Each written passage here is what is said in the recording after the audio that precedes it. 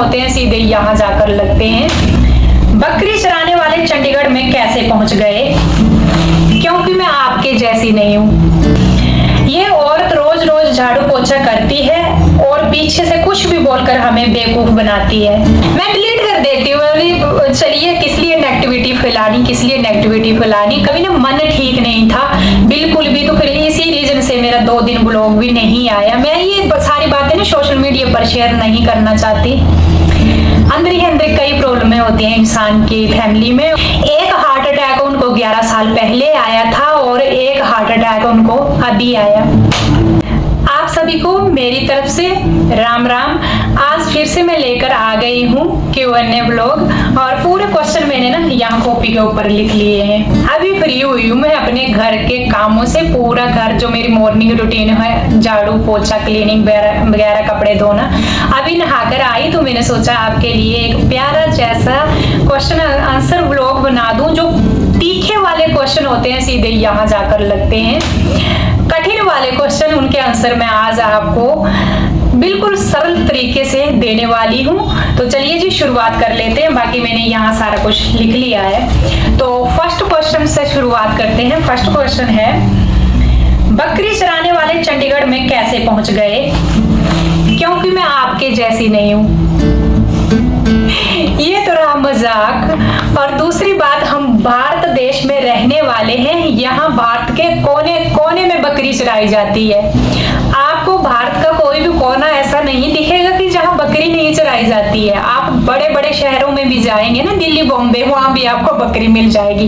भले ही आपको भीड़ भड़ाके में नहीं मिलेगी, पर कहीं आजू बाजू जो गाँव है वहां मिल ही जाएगी। मैं यहाँ चंडीगढ़ में रहती हूँ ना, यहाँ भी मेरे को बकरियां चराते हुए मिल जाते हैं। और दूसरी बात जो आपने ये कमेंट किया है, क्योंकि मैं हिमाचल के चंबा डिस्ट्रिक्ट की रहने वाली हूँ, तो आपने कमेंट या तो फिर ये सोचकर किया होगा कि चंबा में गद्दी जनजाति के लोग रहते हैं, वो बकरियां चराते हैं। तो बकरी चराना कोई बुरी बात नहीं है। और जरा उनके घर जाकर देखना, जो गद्दी कम्युनिटी के हैं, जो जनजाति के लोग जो बकरियां चराते हैं, कैसा वो आदर करते हैं लोगों का। जब उनके घर में कोई जाता है, को कितनी आदर खातिरदारी करते हैं, एक बार जाकर देखना।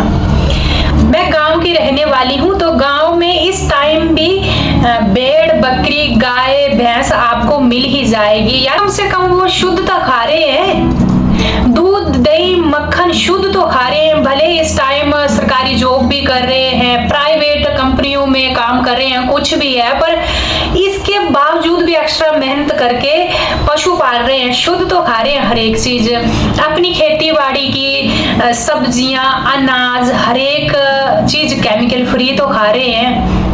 गंद तो नहीं खा रहे हैं केमिकल वाला, मेहनत करके ही खा रहे हैं। तो गांव की ये चीज है ना, शान होती है। भेड़, बकरियां, गाय, भैंस, अपने घर का अनाज, अपने घर की जो खेती बाड़ी होती है, ये शान होती है। आपको ये बेइज्जती वाला काम लगा होगा, क्योंकि आप ना हर तीसरे व्लॉग में आकर मेरे को बोलते हैं बकरी चराने वाले, बस यही कमेंट करते हैं सिर्फ, बकरी चराने वाले। बकरी मैं डिलीट कर देती हूँ। चलिए किस लिए नेगेटिविटी फैलानी, किस लिए नेगेटिविटी फैलानी। कम से कम गंद तो नहीं खा रहे हैं, शुद्ध तो खा रहे हैं। प्राउड है इस बात का मेरे को। और दूसरी बात रही, मैं जो रहने वाली हूँ, मैं हूँ चंबा डिस्ट्रिक्ट की भले ही हूँ, पर जैसे जम्मू और पंजाब के बॉर्डर में रहने वाली हूँ मैं। तो ये बात आपको क्लियर हो गई होगी। मेरे चंबा डिस्ट्रिक्ट के जो अपर इलाके में कुछ एक लोग हैं, वो गद्दी जनजाति के हैं। मेरे को बहुत ही ज्यादा प्राउड है इस बात पर। और जो जिसने कमेंट किया है ना, वो खुद हिमाचल का है, आर्मी फैमिली से है। और दूसरी बात, खुद भी बकरियां रखी हुई हैं। आर्मी से रिटायर होकर खुद वो अभी DSC में जॉब कर रहा है, क्योंकि मैंने ना उसकी हिस्ट्री देखी पूरी पीछे जा करके, तो आप समझ गए होंगे। चलिए जी नेक्स्ट क्वेश्चन लेते हैं। इस औरत ने कभी अपने सास ससुर को नहीं दिखाया, खुद ही वीडियो बनाती रहती है। देखिए जी, मैंने पहले भी इस बात पर आपको बताया हुआ है कि मेरे सास तो है इस दुनिया में, ससुर मेरे इस दुनिया में नहीं है। और मेरी सास जी को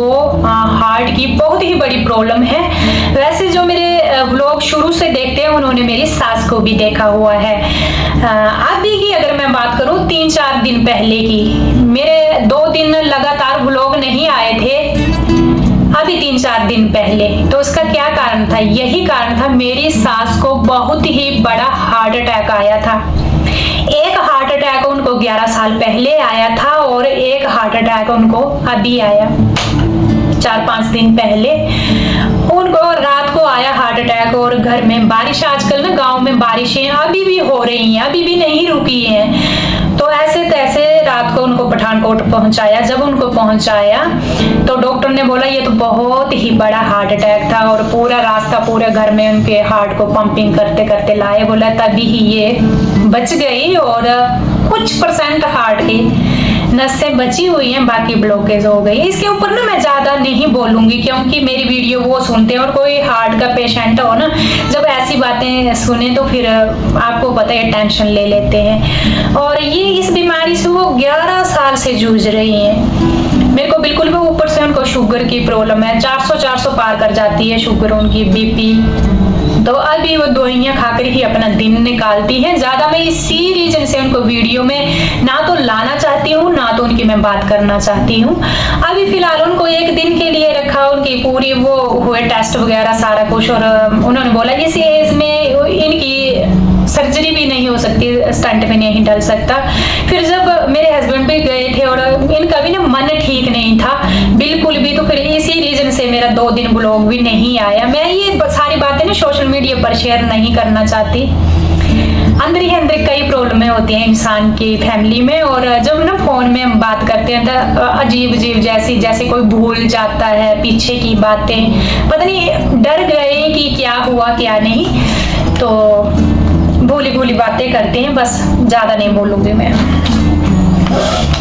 नेक्स्ट क्वेश्चन, आपको ऐसी वीडियो नहीं बनानी चाहिए, शोभा नहीं देता। अच्छा, ये ना किसी ने कमेंट किया था मेरी जो शॉर्ट वीडियो है इसके ऊपर, जो मेरे पुराने सॉन्ग होते हैं उसके ऊपर मैं वीडियो बनाती हूँ। मेरे को अच्छे लगते हैं पुराने सॉन्ग, या तो मैं अपने हस्बैंड के साथ बनाती हूँ, कभी कभी अकेली भी बना लेती हूँ। मेरे को बहुत ही ज्यादा पसंद है पुराने सॉन्ग, तो उसके ऊपर ना कभी कभी मैं शॉर्ट्स वीडियो बना लेती हूँ। बाकी कोई गलत सोच मेरी नहीं है। बाकी आप मेरे को देखते हो वीडियो में, मेरी होम ब्लॉगिंग है, मेरे इतने बड़े बड़े बच्चे हैं, हस्बैंड सभी के साथ में, मेरे को बाहर जाने का कोई मौका नहीं मिलता। बस थोड़ी सी मैं शॉर्ट वीडियो बना लेती हूँ, अपना मन खुश करने के लिए थोड़ी सी ब्लॉगिंग कर लेती हूँ। जो मेरे को डेली जानते हैं वो सबको पता है, ज्यादा नहीं बोलूंगी मैं। वीडियो बनाना भी मेरा काम है ना, ये बनाना पड़ता है मेरे को। वैसे उन्होंने ना ऐसे गलत तरीके से नहीं बोला था, ये भी मैं आपको क्लियर कर दूं। इस औरत ने, अच्छा ये तो हो गया, सॉरी, ये किसी भी बात का रिप्लाई नहीं करती, मैंने देखा है। वैसे मैं तो कमेंट करती ही नहीं हूँ, तो आप मेरे पूरे चैनल पर जाकर देख लें जितना भी कमेंट सेक्शन है कि मैंने किसी को जवाब दिया कि नहीं दिया।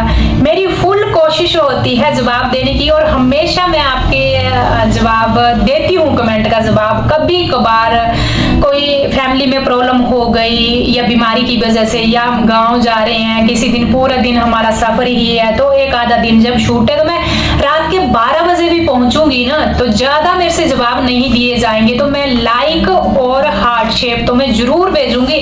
आप मेरे पूरे चैनल में जाकर देख लेना, और आपके जो जरूरी क्वेश्चन रहते हैं ना, जिनके लिए आप मेरे को पूछते हो कि आप जरूर बताना, इस बात में हमें जानना है।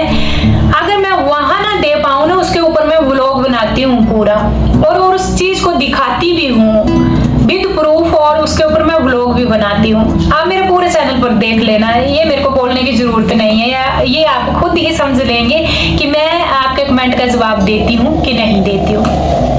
अच्छा, नेक्स्ट क्वेश्चन लेते हैं। ये औरत रोज रोज झाड़ू पोछा करती है और पीछे से कुछ भी बोलकर हमें बेवकूफ बनाती है। देखिए कैसा क्वेश्चन है। तो मैं हाउस वाइफ हूँ, झाड़ू पोछा ही करूंगी, और क्या करूंगी। झाड़ू पोछा, बर्तन और कपड़े, खाना बनाना मेरे काम है। जो मेरा चैनल है यही है। मैंने आप चैनल देख लेना, सुमिता होम ब्लॉगिंग नाम ही उसका वो है। जो मेरा काम रहता है वही दिखाती हूँ मैं, कोई ट्रैवलिंग का नहीं दिखा सकती कि मैं बाहर जाऊँ डेली। मेरे दोनों बच्चे कॉलेज जाते हैं, हस्बैंड जी ड्यूटी, जो मेरे घर के काम रहते हैं मैं वही दिखाती हूँ। और जो मेरे को थोड़ा बहुत आता है ना, मैं उसके बारे में ही आपको बताती हूँ। तो वैसे मेरे जो ये व्लॉग है ना, आपको बहुत ज्यादा, जो मेरे डेली व्यूअर हैं आपको बहुत ही पसंद आते हैं। और ये जो कमेंट किया था उसके नीचे खुद ही कमेंट आ गए थे कि ये एक हाउसवाइफ है और इनकी यही वीडियो रहेगी और इनकी ऐसी ही वीडियो हमें पसंद है। इसके लिए बहुत बहुत शुक्रिया। चलिए नेक्स्ट क्वेश्चन लेते हैं।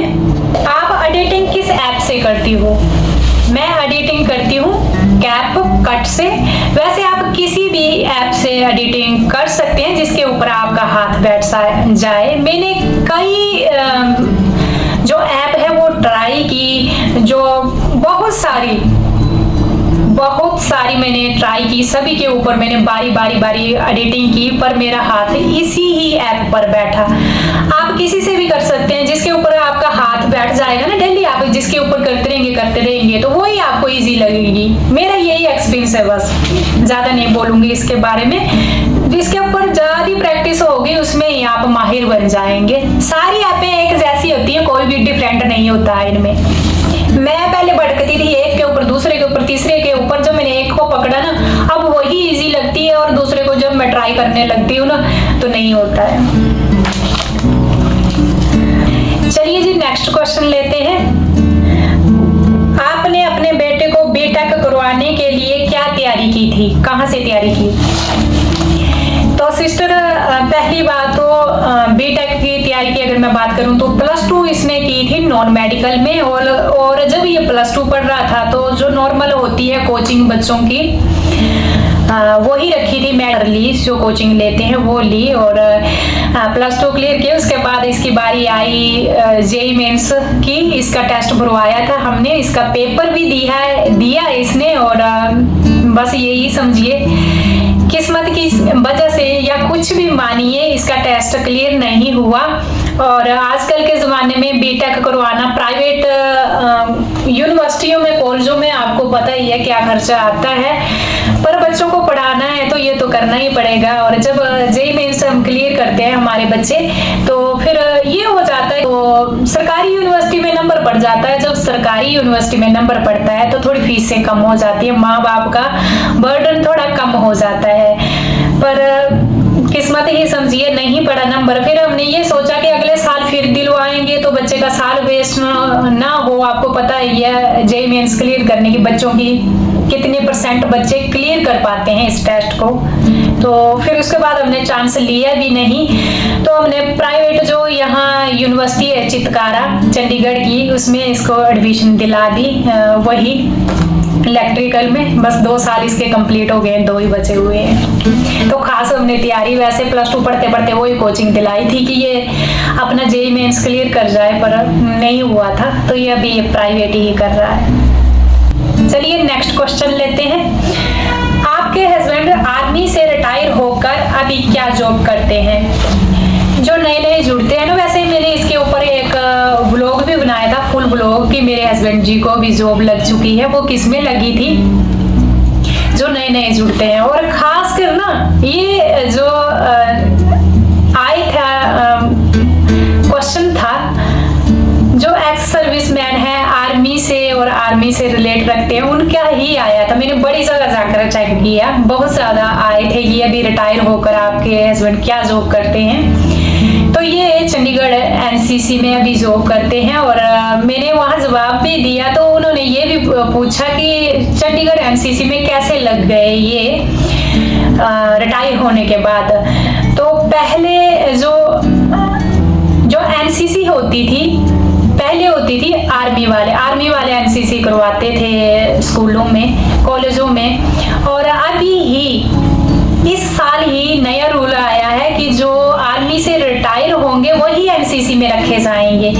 तो हमारी एक हिसाब से किस्मत ही मान लीजिए, पहले मेरे हस्बैंड जी यहाँ चंडीगढ़ में एनसीसी एनसीसी में जॉब करते थे जब ये आर्मी में थे। उसके बाद ये चले गए यूनिट में, 3 महीने यूनिट में रहे, रिटायर आ गए। रिटायर आने के बाद एक नया रूल आ गया कि जो आर्मी से रिटायर हो चुके हैं वो एनसीसी में रखे जाएंगे। तो ये फर्स्ट बार ही रखे गए हैं अभी। तो एक डेट निकली थी, तो एक डेट निकली थी फॉर्म फिलअप करने की। इन्होंने अपना फॉर्म फिलअप करवाया और इसके बाद कॉल आई, तो ये चंडीगढ़ एनसीसी में अपनी जॉब अभी इस टाइम कर रहे हैं। कुछ एक भाइयों के ये भी क्वेश्चन थे कि फॉर्म कैसे फिलअप करवाए क्या। तो नेक्स्ट साल, जहाँ तक मेरे को पता है, ज़्यादा तो नहीं पता, पर अगर नेक्स्ट साल वैकेंसियाँ खुलेंगी दोबारा से फिर से, तो आप अपने फॉर्म फिर से फिलअप करवा सकते हैं। गूगल पर सर्च करें, यूट्यूब में, कहीं ना कहीं इन चीज़ों में टच में रहना पड़ता है, एकदम से छोड़ना नहीं पड़ता है। कर सकते हैं यूट्यूब में कहीं ना कहीं सर्च करते रहें और इसके टच में रहें। कब फॉर्म फिलअप होंगे उसमें झट से अपने फॉर्म फिलअप करवाओ, और जो शर्तें हैं वो पूरी होंगी तो आपको बुला लिया जाएगा। क्लियर हो गया होगा आपको। तो चलिए जी, कुछ एक ये थे आपके क्वेश्चन, और इस वीडियो को यहीं पर मैं विराम दूंगी क्योंकि वीडियो मेरी हो चुकी है लंबी। और फिर मिलूंगी आपसे नेक्स्ट वीडियो में, तब तक के लिए राम राम।